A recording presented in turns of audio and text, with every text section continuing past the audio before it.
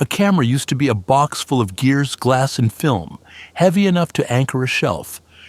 Gears turned, a shutter curtain snapped open and shut. Film advanced one frame at a time, every single shot mechanical and deliberate. Now look at this. Your phone camera is thinner than a coin, barely a bump on the back.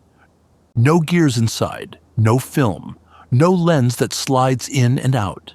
Nothing mechanical moves at all during the capture process. Yet every time you tap that button, a full-color photograph appears on the screen in a fraction of 1 second. So how does a sliver of glass and silicon capture a moment of life without moving a single physical part? It starts like any afternoon. A cozy room, warm light through the curtains, a cat curled on a cushion. Someone smiles, reaches for their phone, and lifts it toward the cat. The screen blooms with a bright live preview. The cat stretches one paw lazily. Light bounces off its fur in golden, amber, and cream tones, heading in every direction. Some of those rays travel straight ahead, right toward the tiny lens on the back of the phone. The photographer frames the shot carefully, placing the cat in the center, with the cushion and curtains filling the soft edges. A thumb hovers over the white shutter circle on the touchscreen. One gentle tap, and the moment will be frozen forever. Tap. The screen flashes white for just an instant. Done. The photo appears in the gallery, already fully formed and sharp. That took less than a 50th of a second, but inside that thin shell, an extraordinary chain of events. Let us dissolve the shell and step inside. The first thing light meets is a stack of tiny lenses, 4 or 5 elements, tiny curved pieces of glass and plastic, stacked in a column barely 3 millimeters across. Unlike a big camera zoom lens, these tiny elements never move at all. They are fixed in place, glued, locked, and permanent. Their job is simple. Bend every incoming ray of light so it converges precisely onto the sensor below. Below the lens stack waits the heart of the whole system, a chip smaller than your fingernail, the image sensor. This is a CMOS sensor, a flat silicon wafer etched with millions of identical tiny structures called photosites. 12 million, 48 million, sometimes well over 100 million of them, packed tightly onto this single chip, smaller than a fingernail. Each photosite is a microscopic well. Think of it as a tiny open-topped bucket waiting to catch something. But before light reaches these wells, it passes through one more layer, a tiny dome above each one. A microlens, a curved bubble cap over every single well, funneling stray light down into the bucket beneath. And beneath each microlens sits a colored filter. But we will return to those in a moment. First, the light. We have the architecture now. A lens stack focuses light onto millions of tiny waiting wells. So what happens next? The photographer taps the shutter button.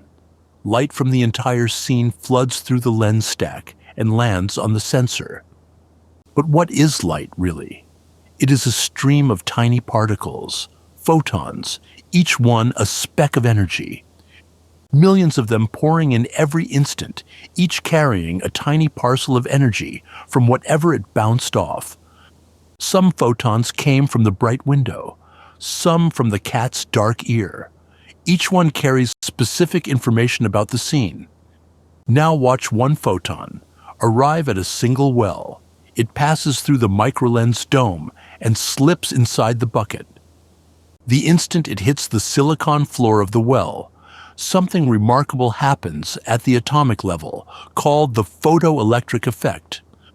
The photon's energy frees one electron from the silicon lattice. One particle of light releases exactly one particle of electrical charge. That freed electron stays trapped inside the well, held by an electric field, like water caught in a bucket. Another photon arrives. Another electron is freed. Then another and another and another, each one building up the charge level steadily. The brighter the light hitting that particular well, the more photons arrive per instant, and the more electrical charge accumulates inside. A well in a bright spot fills quickly. A well in a shadow fills slowly. That difference is what makes the image. Now pull back and see the full sensor. Millions of buckets filling simultaneously, each at its own rate. Look, you can already see it. The shape of the cat, the bright window, the dark corners, a picture forming. Each bucket's fill level is 1 pixel's brightness. 12 million buckets, 12 million individual brightness measurements happening at once. This is the star of the whole process. Not a shutter click, not a flash, just photons filling tiny wells. No mechanical shutter needed. The sensor is simply exposed to light, counting photons, for a 50th of a second. Compare that to the old camera. A mechanical curtain racing across film, springs and gears and friction. Gone. Here, the exposure ends simply by reading out the charge. The sensor asks each well, "How full are you?" Row by row, the answer is recorded. A number for each well. High number means bright, low means dark. But wait, we have brightness information. Light and dark recorded for every pixel. Something important is still completely missing from the picture. Color. These buckets have measured only brightness, recording how much light arrived but not what color that light actually carried with it. A photosite is entirely colorblind. It cannot tell red light from green light from blue light. It simply counts every photon equally. So engineers gave every bucket a tiny visor, a colored filter placed directly above its opening, permanently fixed. Some visors are red, some are green, some are blue. Each one only lets through light of its own color. A red visor blocks green and blue photons completely.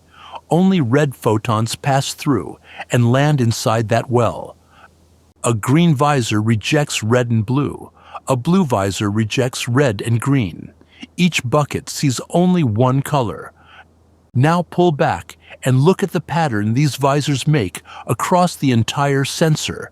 It is very specific. It is called a Bayer pattern, named after the Kodak engineer Bryce Bayer, who invented this elegant arrangement in 1976. Notice something odd.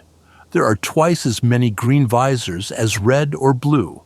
Green dominates the grid deliberately. Why? Because human eyes are most sensitive to green light. More green samples mean sharper perceived detail in the image. So after exposure, each bucket holds a charge that represents only one color channel, red, or green, or blue.